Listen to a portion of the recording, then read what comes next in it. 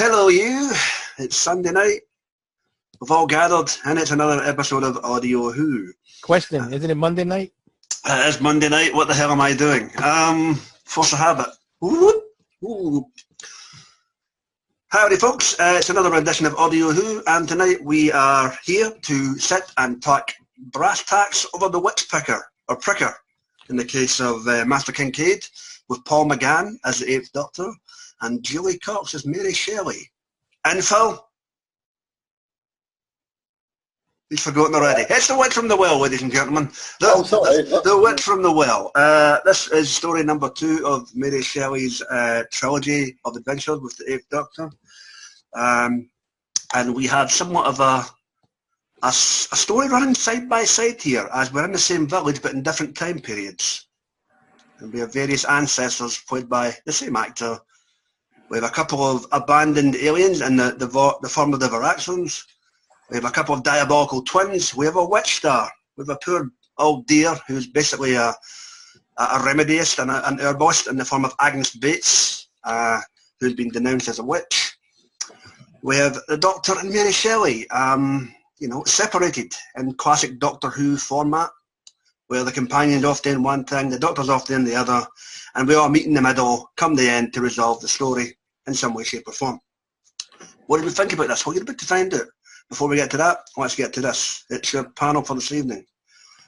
Joining us for the first time in a while, I don't know how he'll take to this, because he joined us slap bang in the middle of a trilogy. It's Connor. How are we doing, Connor? Hello. Good to see you, mate. Always good to have you on whenever you can appear from time to time.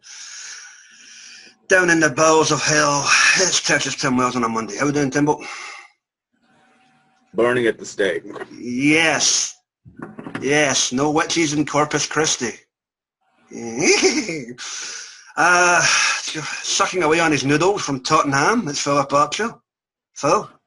It's Archer, I'll get it right. Anyway, hello. There you go. I said Archer.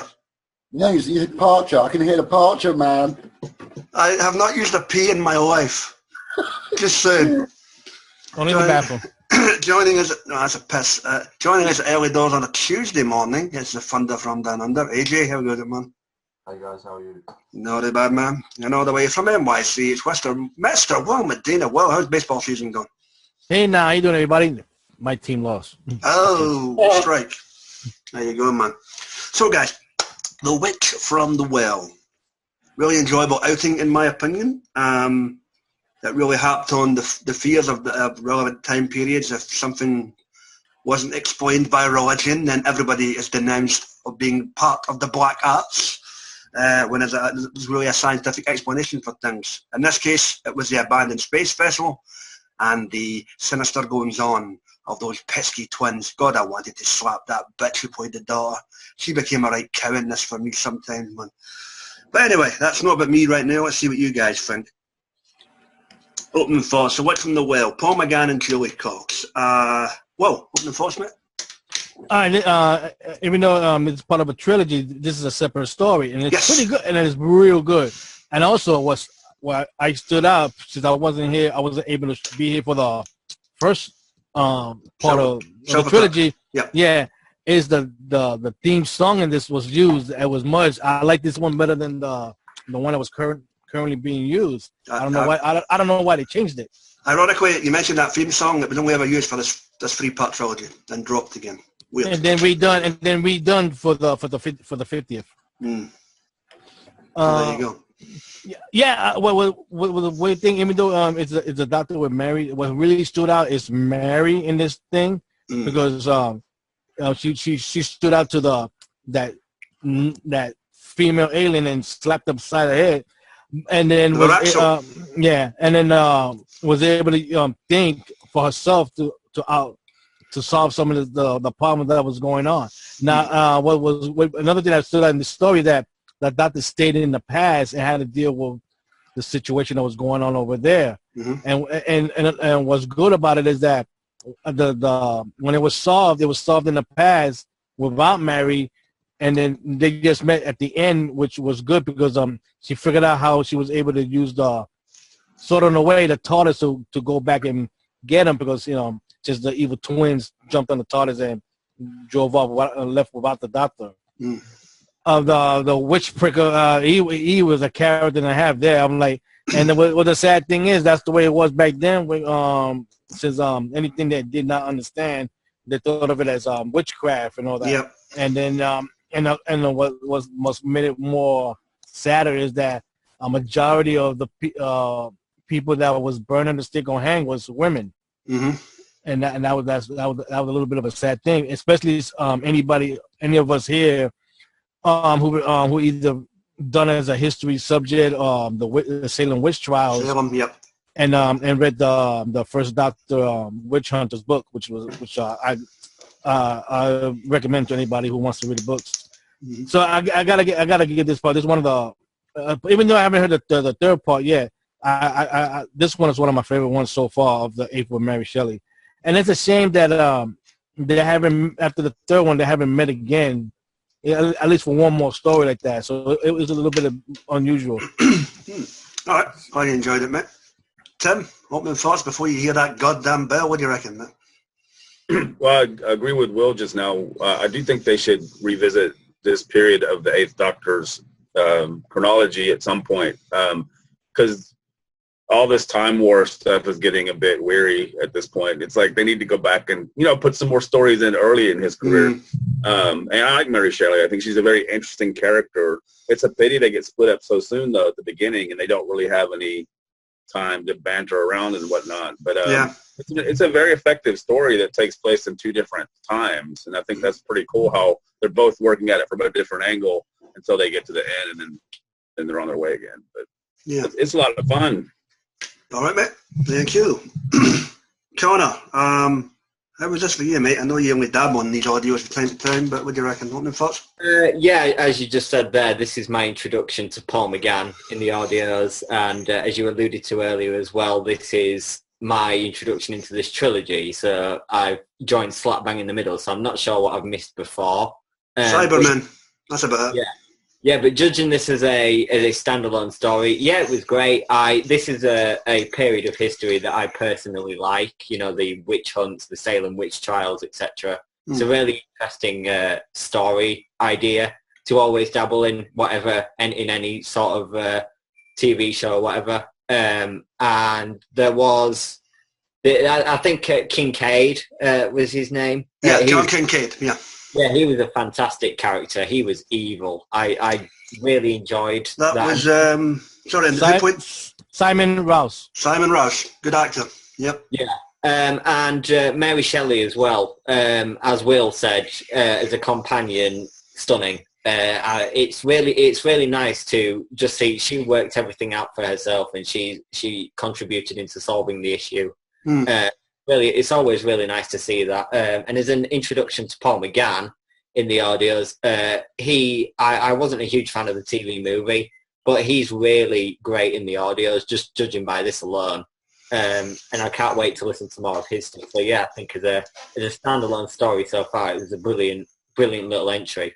Well, you enjoyed it, mate. Good stuff. All right, Phil. What was fast, mate? Right.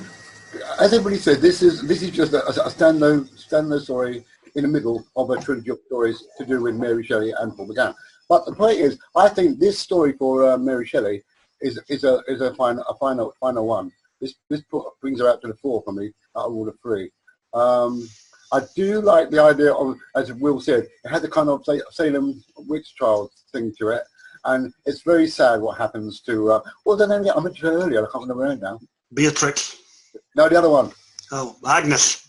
Agnes. Yeah. I mean, what happened to her is it kind of brought a tear to my eye. It's like, oh. That was who played her? Saran. Beatrix. No. Agnes was Serena Evans. Serena Evans. Yep. Yeah. And the fact that it was the only way to solve the situation. What the doctor said, that she had to climb to that device thing to keep her locked up. The chamber. Yeah. Yeah. Yeah. And that was cool. And I like the idea of the kind of like the timey-wimey that at the beginning of the story that we listen to, we don't know that's her until we get halfway through the story, and then we realise what that witch is. The witch creature at the beginning. So that's a nice little twist and play. The twins, I couldn't be asked about them anyway. I couldn't be bothered what I fucking hated the twins. I so wanted to fucking kill them. Excuse my language, but man. They kind of took me out of the story because they're just annoying. And the fact that that scientist man with Mary Shelley, it was a nice little coda for him to realize. That was Alistair. Was it Patrol? He played the Squire as well. He pulled double duty in this. That was Alex. Okay. He sounds a lot like Peter Davis. He does. He's a dead ringing man. Yeah, he does. So yeah, I like his. Sorry, Phil, well, who played? The Squire? Yeah. Andrew Harville. Andrew Harville. Yeah, what Tim picked up on that. He is a dead ringer for Peter Davison in his younger days, man. This time I'm watching this and I'm going, what the fuck's Peter Davison doing here? This is a Paul McGann audio. What the hell? I thought he sounded more like the Benson and Hedges version of Peter Davison. Well, if you like, yeah, you know. But yeah. Yeah, fair point, man. Sorry, Phil, interrupt. I'm just trying to get in there. I like the code at the end where he realises who Mary Shelley actually was, which was even in the TARDIS, and that was a nice little touch. That was actually quite good, though. It was. Yes, it was.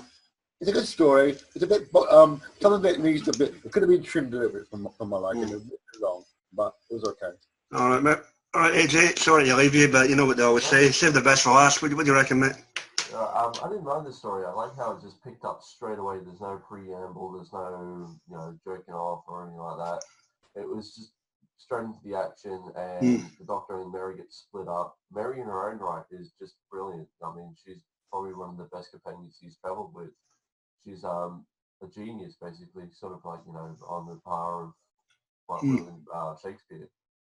And she was working at her own thing in the future while the Doctor was working at his own thing in the past, and they sort of came to the conclusion, and the Doctor had fixed it so Agnes, spoiler, was never really in the well. He just sort of took her out of the witch, and she had her happy ending, which for me is weird. She's in the 21st century now, no money, no job, no idea. No.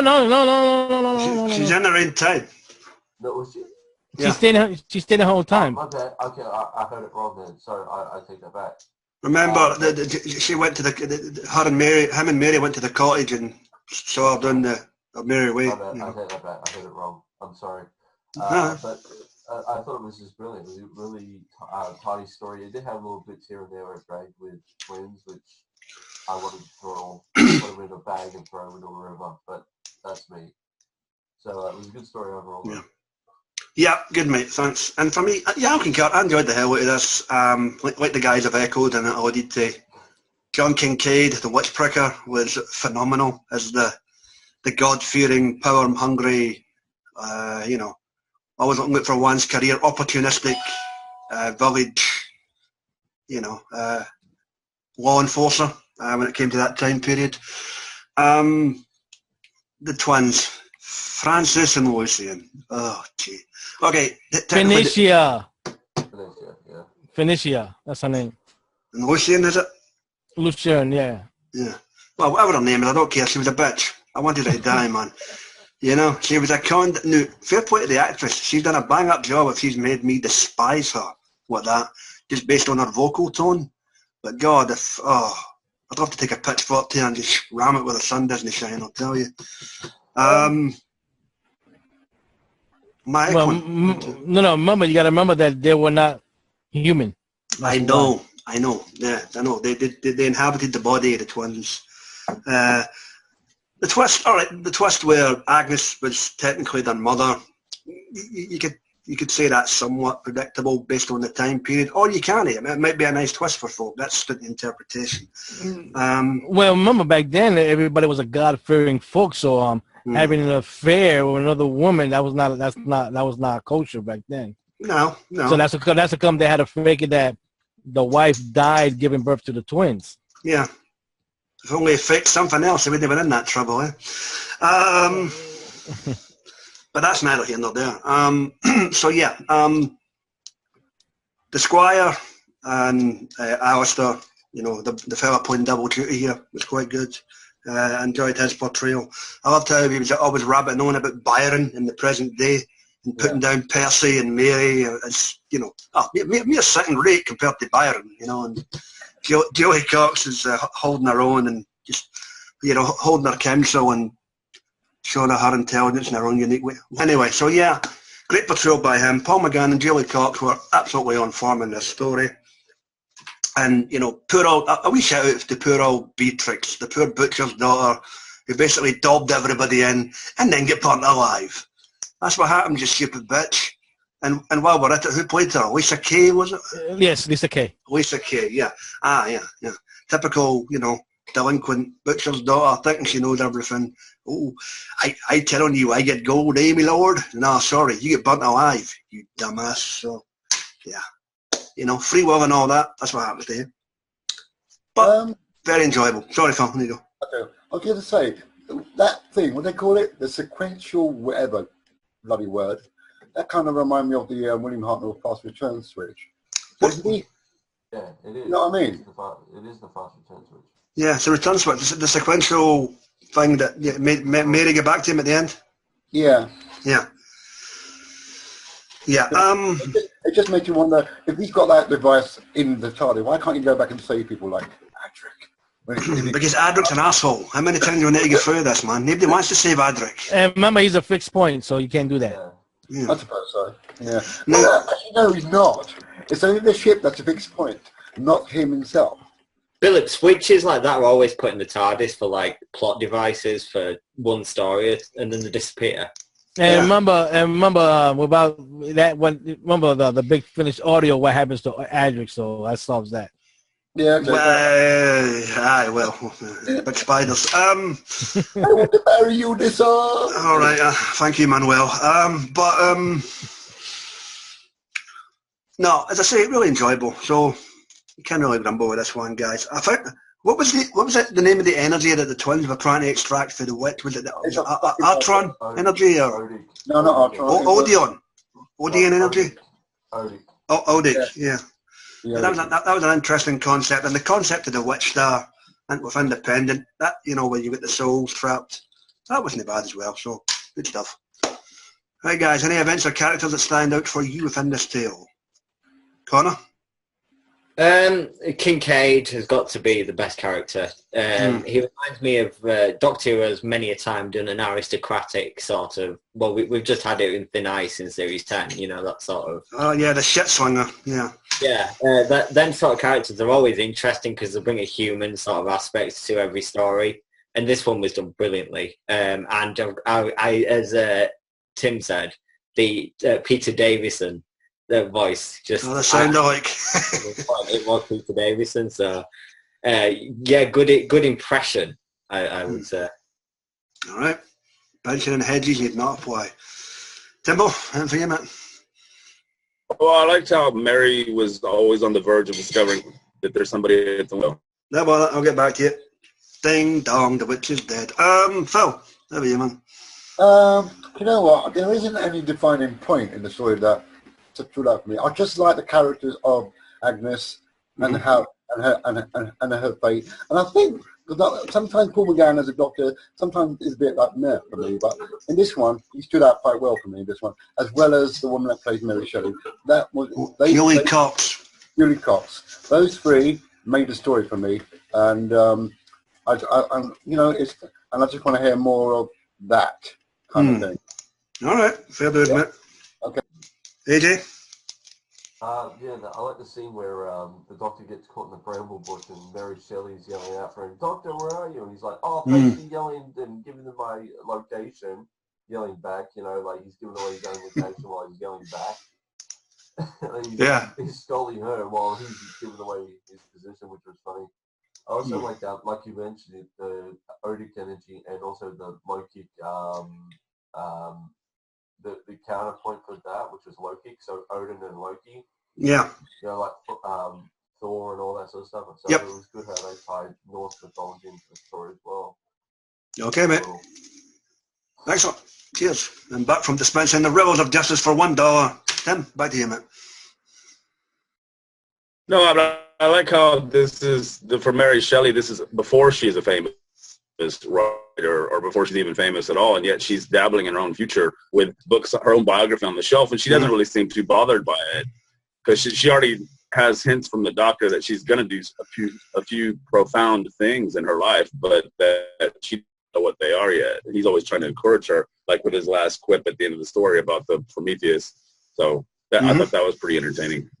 There you go. Yeah, good stuff, mate. And that's a good point. This is early on in her time period, so interesting concept. Well, there we go. Well, of course, Kincaid stood out, and he got his just desserts at the end of the story. You know, as a funny gag, if they would have done it, it would have been funny if Kincaid would have been the monk in disguise. That would have been funny. And instead of him blowing up, you see him running with his tail on fire like that. That would have been funny. You know, but Kincaid really stood out. And again, Mary Shelley stood out because she really solved, helped on her own. She was able to solve some of the problems like that, including slapping Lucia's side of her head. So that was pretty good. Yeah. And able to, control the TARDIS to go back to find the Doctor. So she stood out real well. McGann, of course, stood out as the Doctor. That he was trying to do his best not to get, some of the people killed like that. But, this girl got killed. Yeah, Beatrice. Beatrice got killed like that. But luckily, he was able to use the equipment from the ship to pull all the energy off the witch for Agnes to survive like that, which was a shock. I thought myself, like, well, that's another one that didn't make it to the end, but another red luckily shot. she did. Yeah, another. That's what I thought too. So he stood out pretty good. And the twins, who cares about them, man? They're a bunch of brats anyway. All right, well, it's been well documented. The twins were a bunch of assholes in this, but you might as well. Who was it? The actor and actress that portrayed them? Finicia was Alex Wilton Regan, and Lucern was Kevin Trainer. Right, okay. You two, you done a bang-up job because I fucking despise you, so well done. As I alluded to, the main one that stuck out here is Paul McGann, Julie Cox, Saran Evans, or Jones, what the hell is it? I can never remember. The lady that played Agnes. And Serena Evans.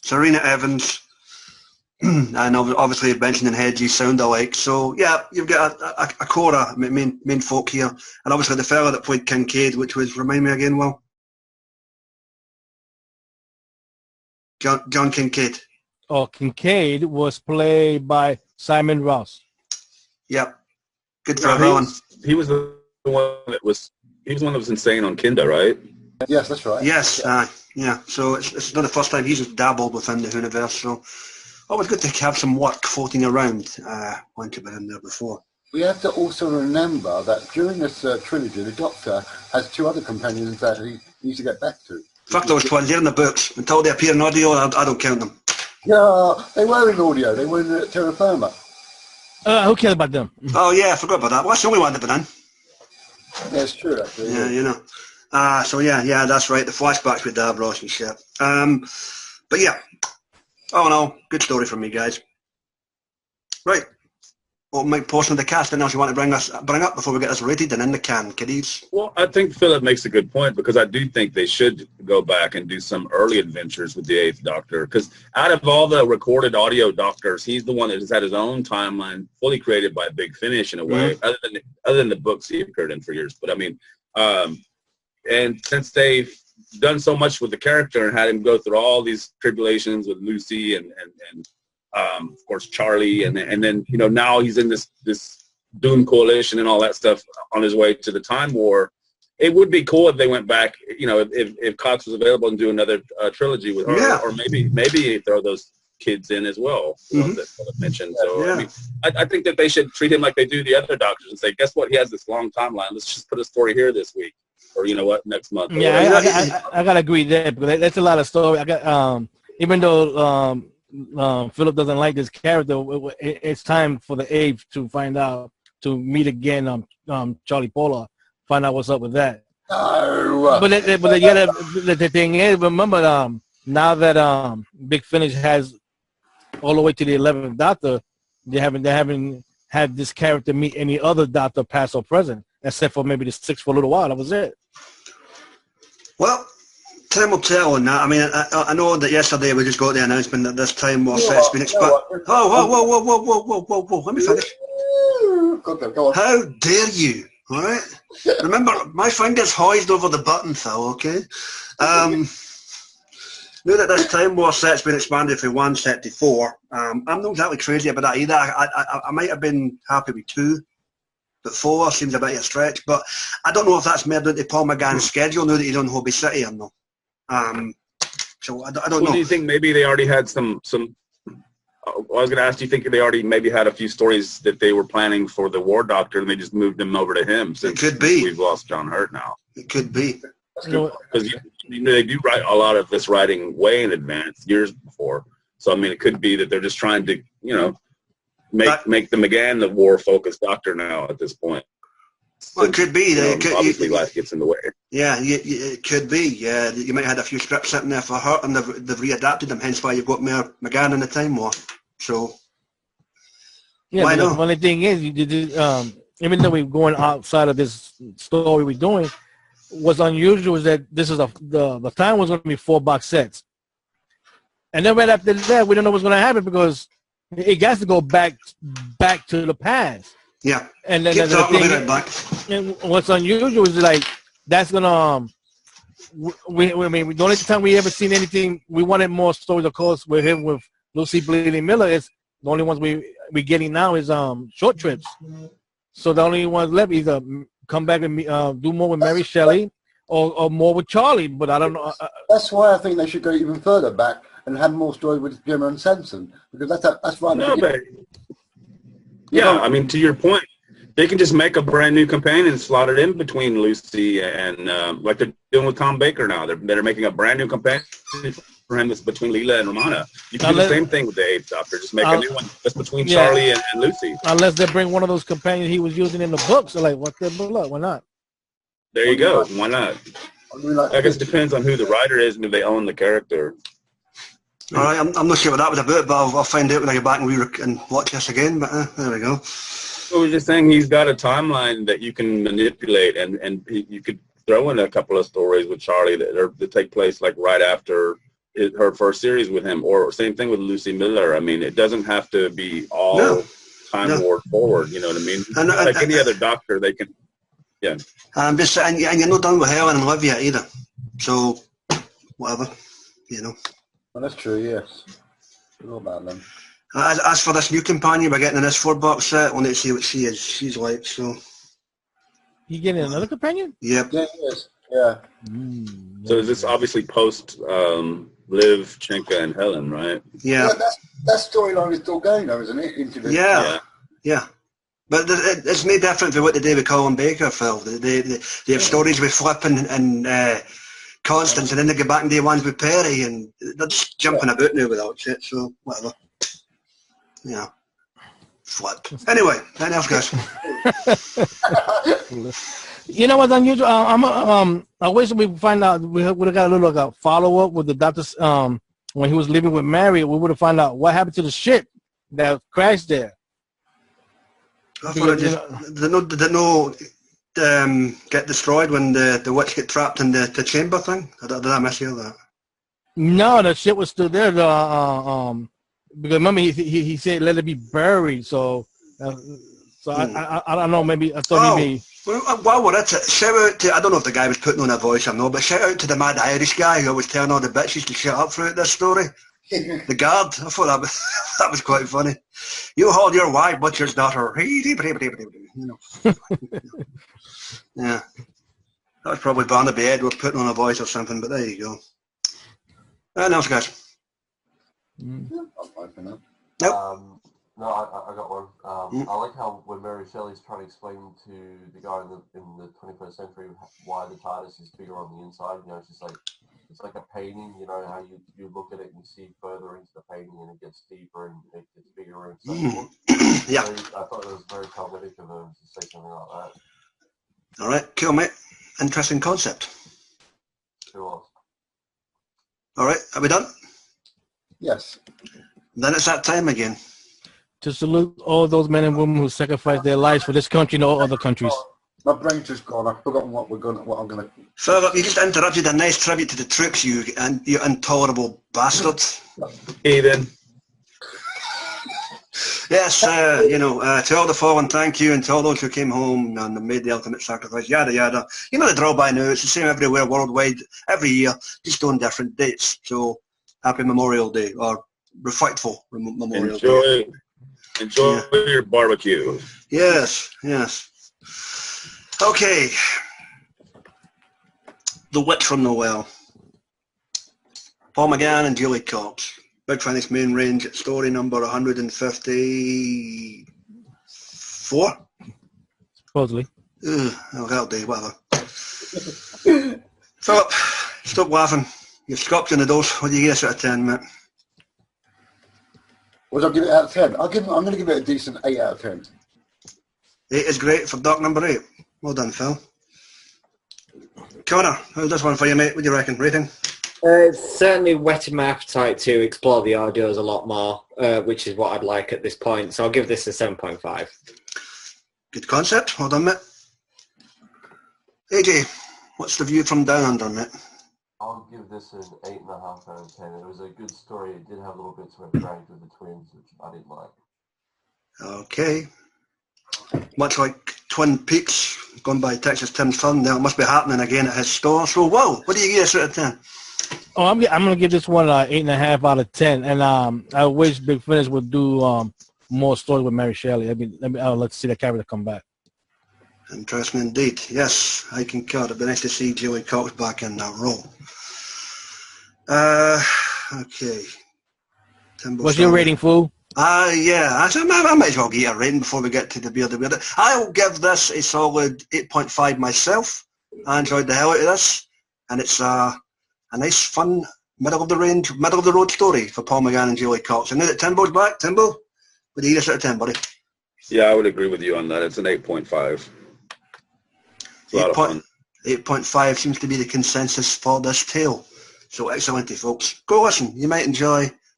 If nothing, it's a nice little historical slap bang with some aliens and some old concepts of a various time period. Right, guys, done, dusted, in the can and finito for the evening. As always, guys, thank you for your attendance. Always a pleasure. Please check out our wacky, wonderful mates on the world of the YouTube. You've got the guys in the dolls that Geeks Assembled. You've got Dr. Freedom, his daily news broadcasts, his Omega Files, and the adventures of Dr. Freedom, Eric. And Eric, I hear I hear Death Moon 11 is in the process of being financed. Usual, Sammy Carter, Johnny Blues, Mike Shannon, and his own loud. Like, share, comment, subscribe, thumbs up, thumbs down, come on and named under the sun. I don't care. I'll have 8 people watch these anyway. And it just leaves us to tell us what we are divulging and having a go at this Sunday. We will be taking a break. We will be taking a little break from these last 4 to conclude these supported free-range runs for 5, 6, 7, and 8, and we'll be delving into the period of the early 1970s with Tim Treelor ably standing in for the late great John Pertwee alongside Katie Manning and Phil. We'll be delving into a hidden realm. Okay? The hidden realm. All right. You weren't going to get much better at them. The hidden realm, yeah. That's story number 2, I believe, in volume 2 of the Third Doctor Adventures. So we'll give that a listen. Connor, if you're around, you're more than welcome to join us again, mate, or anytime you're free. So, as always, guys, we're getting the hell on out of here because my mouth's drying up and I need a beer. And the rest of these guys want to go enjoy their Memorial Day or however the hell they're doing. Be excellent to yourselves and each other. And we'll see you next week when the hidden realm gets divulged. Take it easy, guys, and all the best.